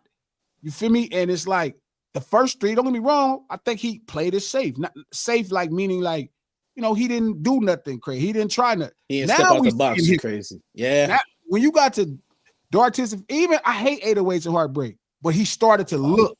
That album. He started to look. He was like, okay, let me try something. And then Dartism Fantasy, I was like, oh, this nigga is Out of here. because you saw him trying to venture away a little bit on Graduate. If you listen to Graduation, it don't sound like the first two in that trilogy. It don't. It's something else. But then by the time he get to 808s, it's like we don't get My Beautiful Dark Twisted Fantasy without 808s. This is facts. Exactly. We have to go there. I hate that record. I can't stand it, but I love why it's like when people want to call it class, I won't even fight it because it's like I don't Yeah, get it is. this motherfucker that I like without this. This is when he first was like, all right, is they gonna let me get this off? That's to me how it's marketed. Okay, Yeah. the world will let me get this off. And when they let him get it off, he's like, oh, it's on. You know what I mean? Now I'm gonna try all kind of shit. Now I'm gonna start, feel me, trying all kind of shit. And I like that. I love that for dude. I really, that's what made me fuck. And he still, even I heard him working on some shit the other day. Like right now, I got him on timeout. I ain't playing his new shit, but He deserved it. He deserves it. not like that. You know what I'm saying? I just saying you can't do no boof ass marketing, and I'm fucking with your shit right now. Facts. Yeah. That's what I fuck with. That's what I fuck with. Bad rollouts, G. Bad rollouts, man. Roll out. So I'm not gonna play this new music, but I'm gonna go play Ye. I'm gonna still go play Yeezus, but I'm not gonna play this. You got to do better for me to play your shit. But when he got to that shit, I felt like that's when I could truly get his genius. That's what I do like about that first, second, third tier of hip hop guys. You know what I mean? They didn't have no reference points. That's why it was so special to the fourth Sure. tier. Yeah. You know, all the way until if the first tier is 79 to 84, second tier is 85 to 89, third tier is 90 to 90. Like them first, DMX didn't have nobody. Right. Even that deep, it was still kind of frowned upon to look like you was biting. Like he could have he could have a DMX, he could have a Tupac edge, but he couldn't be Tupac. That's why he had friction with Ja, because like I got my shit over here. Now here you go growling on the song. You not me. And you know what I mean? Ja was going for that Pac image too. So Nah, but Ja was growling like X on rap, my nigga. Yeah, X can I get it? established that this is my shit. This is my area. This is my little vibe over here. Don't bite my shit. Only I'm barking, nigga. Like, hey, it was minimal. You know what I mean? You didn't have enough to reference. Now you could just see shit a mile away. You don't see niggas develop their own game. So yeah, I really appreciate the authenticity. Like, and that's where, like I said, the second half of Ye, you know what I mean? That's when I really was like, oh yeah, this right here is this nigga some shit. I mean, it's way better than I thought it was. That's a fact. We got one more question for you. It comes from my chat. He done asked it about 3-4 times, so I don't want to ignore him. But he wanted to know how you, Jeremy Cole is his name. He wanted to know how you felt about getting shouted out at the Grammys. G Malone. So here's the real story, right? When he shouted me out, I was screaming so loud that he won that 5th Grammy in a row, right? I didn't even hear it. Crazy. Like I'm screaming. Shout out to Big Bro G Malone, man. Celebrating him that you missed your shout out. Straight up, bro. He always got replay though. He did. I'm hollering. Like I'm hollering, like nigga. Proud. Oh, because I told him, I'm like, nigga, you gonna win off fight. Like, man, that sound crazy. I'm like, no, this is more than that. This is something special. And they even see it. He think I'm crazy. So when he won that 5th one, I'm like, I told your motherfucking ass. I'm screaming at the top of my lungs because I've never been so happy for somebody. You know what I mean? Like, man, this is the shit. That's love. Man, I swear to God, somebody said, I think he said your name. I'm like, what? So they rewinded it. And then I heard it. I was like, wow. Good replay. That's the type of person dude is, though, bro. He the kind of person that take his biggest moment, by far his biggest moment on TV until the Super Bowl. No question. Until the Super Bowl. Prior to, moment, right? And give it to somebody else. I mean, and that's that intentionality, you know what I mean? And that thoughtfulness to not forget where you came from. Even if you get all the success, to not be Hollywood, to remember who put on for you before you became who you were today. And I think that is hip hop at its core. You know what I mean? And that's what I loved about that whole thing. Jarvis, like you could feel hip hop in that room. It wasn't like It wasn't West Coast. It was That's every hip-hop. nigga that came through this hard shit.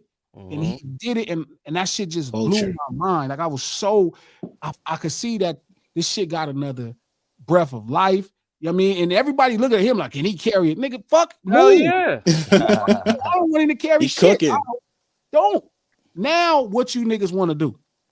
You gotta, I mean- you don't gotta make no music that sound like 40. You can't make no music sound like 40. What you gonna do now? You can't make no music that sound like Boy Wonder. What you gonna do now? You can't make no music that sound like Mike. What you gonna do now? This is what is gonna make it special. What you gonna do? How you gonna get attention now? Ain't no more. It's funny because Berg said it. Young Berg. He said it. He was like, Young Berg. able just to go. We seen where the Sonics was at in the game. Feel me? So we just made shit that fit that. That's done. It's over with. What And you we love, gonna do and we now love we that. back to real hip hop. Because back Real in the shit. day, feel me, when I was a kid, bro, you couldn't hear Maul shit. You used to have a bigger record than Maul by doing Maul shit. You couldn't even have a big record doing Maul shit. It was only Maul. You couldn't have a big record doing Larry shit. You couldn't have a big record doing Rick shit. No shark biting. Own shit. And I love the fact we back at the time to where you got to make your own shit. Yeah. That's what's gonna make this shit special. Let's get Facts. back to making everybody trying to make their own. Stop biting them niggas making these pop songs. Be yourself. Be yourself and be dope. Glasses, we appreciate you pulling up with us. Right. Listen, you gotta come back. This is not For a one real, bro. This was a build, gotta my come nigga. back. Yeah.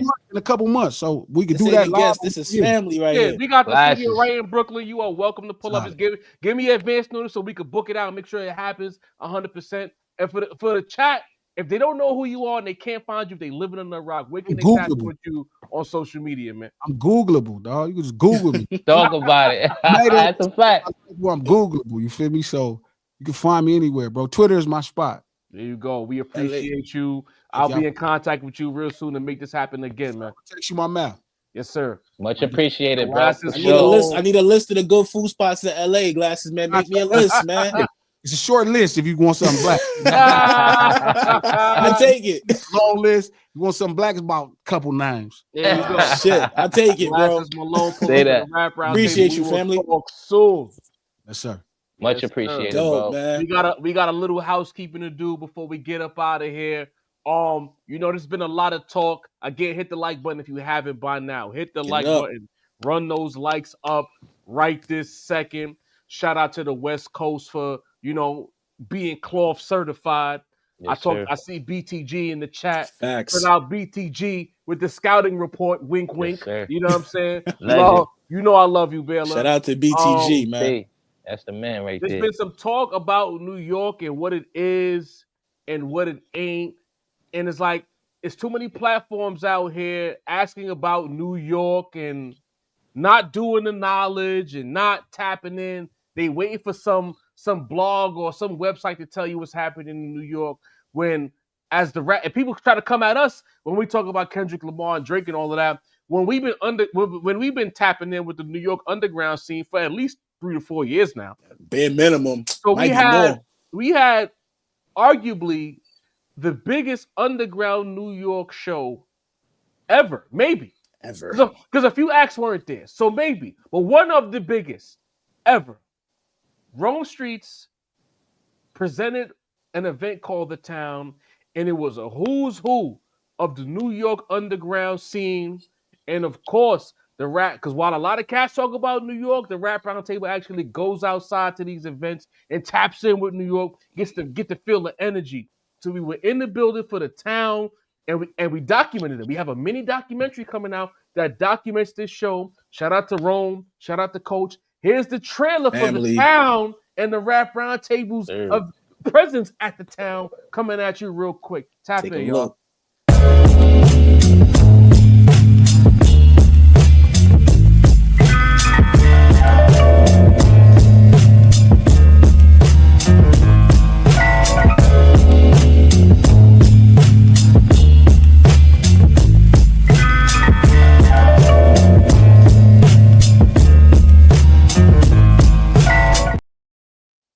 There you have it.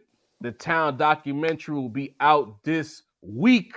Maybe Yeah. tomorrow, maybe Wednesday. We still putting the final touches. We were able to interview multiple artists from that event.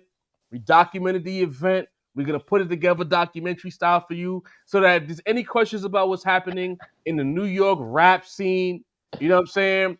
This event gives you an idea of who's who you need to tap into. When I say artists you probably never heard of, to artists you in fact have heard of, to artists you've seen on our platform already, they're Yeah. an active show, and we will bring you that documentary this week. Before we get up out of here, we got one bit of housekeeping to do. J. Cole Dreamville Fest happened.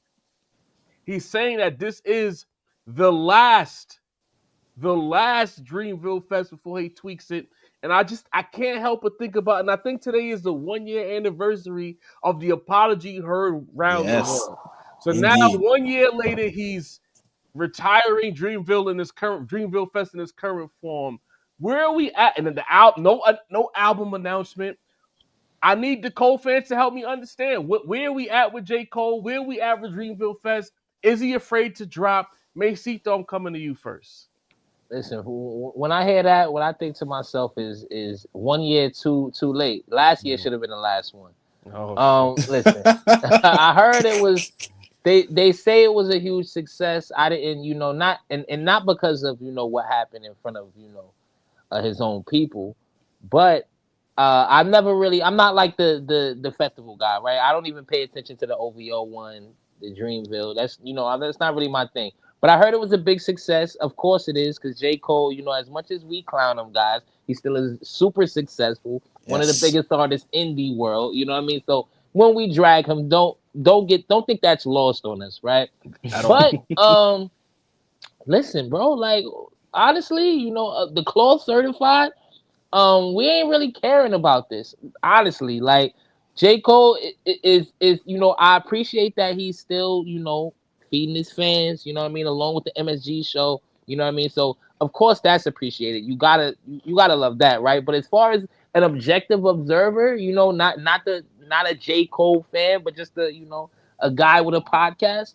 Nah, like I'm not feeling the energy. You know what I mean? Like, nah, is he scared to drop? Who knows, man? Like, what does that mean? This is the last one. Like, right? Okay, you know what I mean? I'm sure there'll be one. You know what I mean? When he drops another album, when another artist links with him, if Kendrick picked up the phone and said, "We doing Dreamville again next year," you don't think J. Cole would be crying tears of joy, like, "Thank you, finally"? Like, you know what I mean? Like, so I don't embrace me. Maybe I just look at everything J. Cole does with a little bit of a side eye.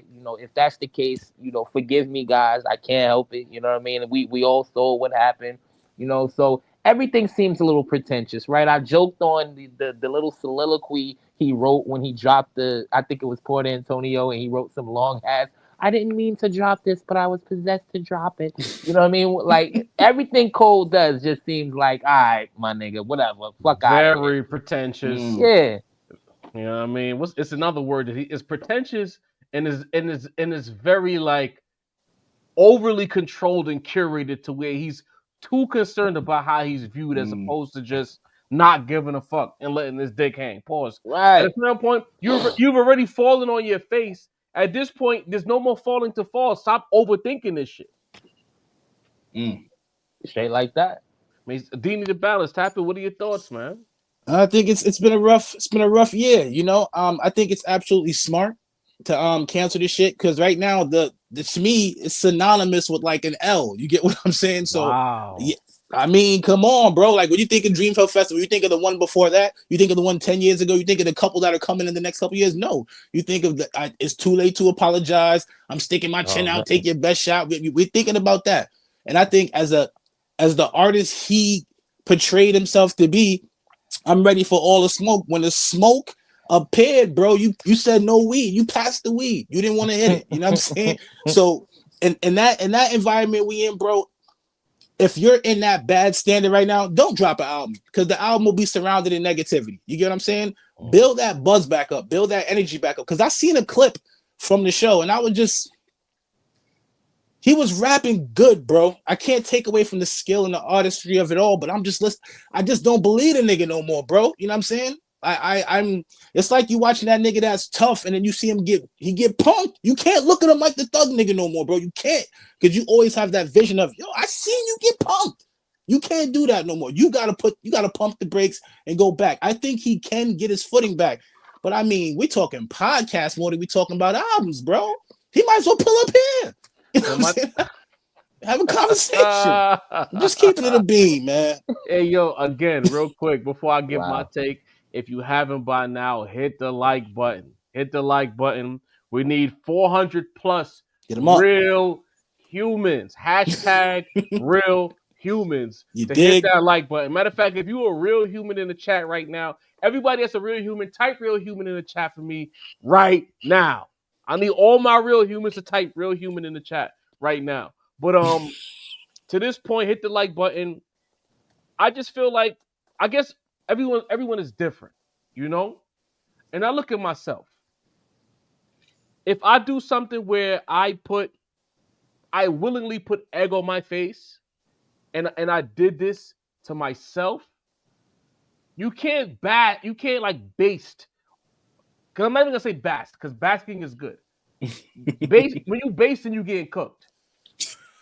You can't baste in a loss forever, bro. Shout out to everybody putting real human in the chat. Love y'all. I love y'all for that. I need you to understand how much I love y'all for that.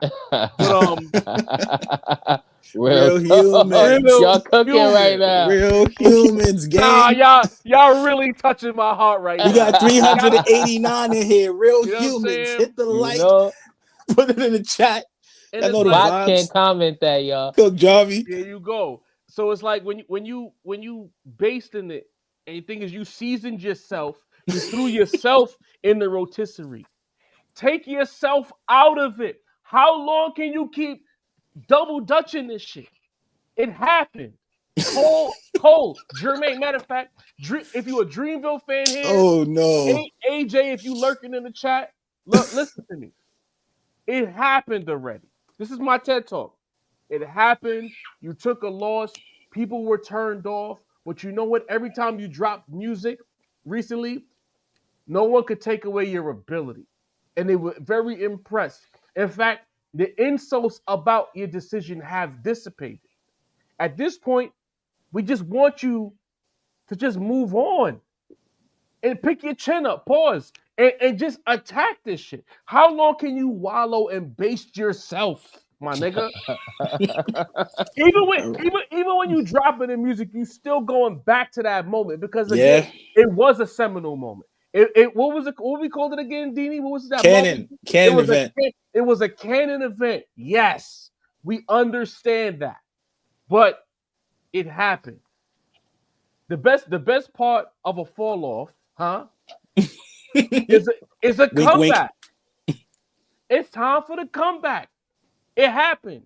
Don't throw no more subs at Kenny, because we always say that if you're not squabbling with Kenny at this point lyrically, drop it. We'll get back to what you was doing before you thought about squabbling with Kenny, which was delivering great rap music, great features, great songs. Like, remember who you are. Remember what Mufasa told Simba in the first line? Remember who you are. Remember who you are, young Simba. Or pardon me, grown Simba. It's time. He's Simba. So it's time, bro. Like, you did Dreamville Fest in front of however many of the fucking your people, because it looked like it was like 42K or some shit like that. The last one, the one before this one, last year was 52,000 of his own 52. People. Yes, sir. And you know what? And you know what, Jermaine? If you're somewhere watching, think about that for a second. You did that fucking bullshit in front of 52,000 of your people, and guess what? You ran it back this year, packed house. It was so packed that my pops, who I don't even know if he listens to J. Cole, sent me the pic of how packed Dreamville Fest was. So the fans are still there. I beg of you, Jermaine, move on. It's over with. We're still gonna. Everybody in the chat type in J. Fo. All y'all niggas is liars. Y'all, we're all gonna tap into the album. That's a fact, though. Everyone's gonna listen. Everyone's gonna critique. Everyone's gonna put on their detective uniform and look for the subs. So just drop the album, gang. It happened. Do it. Notice that Aubrey's still stewing in his loss, and he's hurting himself for it. He's putting music out. time. He's putting and he's still charting. That, Mhm. Aubrey charting lets me know that there's room for J. Cole to chart too. Let's move on, guys. How you do Dreamville Fest? You got the whole, well, maybe not the whole world, because it wasn't really that viral and shit back. It really wasn't. But if he would have announced, hey, listen, Sunday night, fuck all that noise. The Fall Off is coming out. Viral Crazy. moment. Crazy. Immediately. How have Kendrick and Drake both dropped before you? The Fall Off was supposed to come before the battle. The Fall Off was announced before we knew the battle was even possible. Right. Like John said, just name the album to come back, bro. Because the Fall Off is not the best title for that shit right now, bro. You've already fallen, my guy. Yeah. It's time to get up. You know what I mean? That's it. And we gonna move on with that. We had a hell of an episode. Yes, sir. Much love. Much love to Glasses Malone for pulling up. Shout out to the real family. humans, the cloth certified humans in the chat. You can't elevate, you can't like multiply yourself by like 15 and still have 22 niggas watching you. So shout out to the real humans in the chat. Facts. Shout out to the people who were excited to have us have glasses on. Especially I Am God. He usually just sneak into the chat. But I Am God pulled up on Twitter. He was in the chat like, I'm locked in. I got glasses. I'm locked in. God, what up? I Am God for that. Shouts to the West Coast, because last week y'all told John to stay out of West Coast business. So we came back this week. We are. With Glasses Malone. You know what I'm saying? You know what I did? I did that LeBron thing. I grabbed the ref and I pointed to the crowd and I was like, it was them. Oh, I can't talk about the West. I'm going to go get a West Coast representative. You heard? Yes. Because we listened to the audience. The audience said they've said it a few times in the chat. Go get Glasses Malone. You know what? We listen over here. You know what I mean? Shout out to y'all, real humans. Last but not least, before we get up out of here, we got to read these super chats. Got to. Ariel Smoke, I already saw quite a few, bro. You're bugging. But we're going to read them anyway. The legend Ariel Smoke. Ariel Smoke says, Joey badass with these love tap raps. Sleeping. Ass up. Sleeping. Joey ass up. Wow. Drake is a white woman. Wow. Adrian never disappoint, man.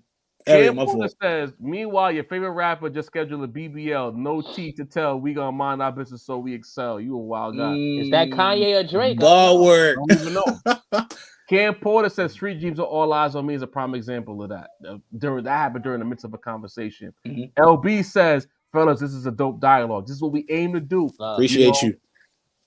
Double Barrel says, Glasses was dope. Mace, we gonna have Chubbs on for you. Dan, it was on your head top.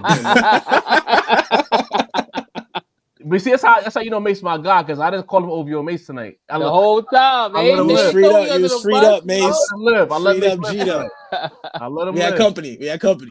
Oh, the homie Zig says, great interview. Love this shit. We believe that. Shout out to you. Appreciate you. T Mac pulled in $20 holler says, this conversation with Glasses did not disappoint. G Malone is a real one. I loved how you guys challenge and listen to each other. Outstanding conversation. Thank you to Rap Roundtable. First of many great combos this year. Absolutely. We got a few things coming. I mean, a few people been asking about our appearance with a certain company. Let's just say things are in motion for that to feng shui its way. We had Curtis King reacting to us on his YouTube channel, over 300K subs, reacting to the Rap Roundtable collaboration in the future. So the people are starting to get that roundtable message. It's spreading. They're starting to understand what we bring to the table. We can enlighten you and we can upset you. It's our superpower. You know what I mean? That's what we do. Bailerism, the homie BTG says Eastern and Western Conference roster, hashtag cloth. You know the vibes already. Family. Knowledge Bass with a $7 holler. Canadian currency says, well done, Rap Roundtable. Getting the shine you deserve. Appreciate that. That's love. Ariel Smoke says J. Cole is running from something. That nigga owe you money or something, bro. What's up? BTG says West Coast human. Real humans in the building. Real humans, Brody. Curtis King. I didn't even know he was here. Hey, Curtis, what up? The God himself. Shout out to live earlier, man. We peeped you on the live, family. We appreciate you. You know what I mean? That's a fact. And last but not least, Chocolate Lady Cap says, I love this pod and I agree that Drake is a Karen. Woof! Off the top rope at the very end. Game you know winner. I mean? No wins. Shout out to everybody who's locked in. Shout out to all the what you say, Didi? The day ones and the day And the 1000. year sixes, You know what I man. mean? Yeah. They've been here. They've been rocking with us for a good minute, man. We appreciate and love each and every one of y'all. We know it's a good Monday, man. So when you pull up and We you got put your one more. time and your effort in, we love it, man. That's a fact. Ransom Paul says Cam Porter says that that was a ransom bar from Final Call. Touche. Ah, Hey. the Davies. You know what I Shouts to Ransom too, man. Shout out to Rand, man. And you know what? I'm not too cool to say that I'm glad to be recognized by the other people in this space who put on for the culture the way we are aiming to put on for the culture, for better or worse. This is what when I talked to my guys at the top of the year, I said, this is what it's all about now. We not like certain spaces are cool, but those spaces are limiting. The opinions kind of hold us back. We want to have compelling conversations. We want people to be upset with us. We want people to agree with us. We want to be able to expand and find more real humans who want the shit that we like. Real Talk conversations, about it, real Talk builds. It's a fact. And 2025 Jarvie. has been specifically about finding those people to continue to expand the brand. And we love what we're seeing right now. Beautiful journey. JD, like we told y'all before, when it comes to dead end hip hop, it is strictly a scheduling conflict. We're trying to figure it out. And when we do, we will make it happen. But Yes, anyway, if you need a balance, take us home. To all of y'all in the chat, I see 346, man. Before you bounce, please, man, hit that like button. Show some love. We happy to have you here, you know? Shout out to Jarvie. Shout out to fucking point guard. You know what I'm saying? Shout out to Macito, the voice of the culture. Shout out to Sin. Wait a minute, Dean. The man with the most unpopular opinion in hip hop history. Don't forget that. Whoa. You got some nerve to talk. You got some nerve to talk. Me. I'm the one. I thought you and him is cooking. Real quick, we're gonna talk about that on 121, but I just want to say a lot of energy between 2 million plus on Twitter, jumping platinum. across to Instagram, is probably on TikTok by now. The most unpopular opinion in hip hop history. Real humans. Shout out to Sincere, the rap snob pulled up. You know what I'm saying? Got to kick it with us. Shout out to the family for the night. Glasses, man. We appreciate your energy, bro. Like, I'm enlightened. The West Coast has brought me to a new level with the shit you were saying, bro. And just before you go, what's this? Dreamville in the house.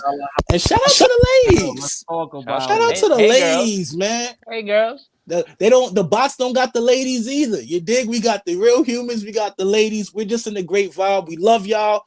Hit the like mode before you go. Tell a friend to subscribe. The Rap Roundtable, man. We out of here. You dig? Boom. Monday Night Raw. And before we get out of here, one more time for your mind. Trailer for the doc that's coming soon. New York.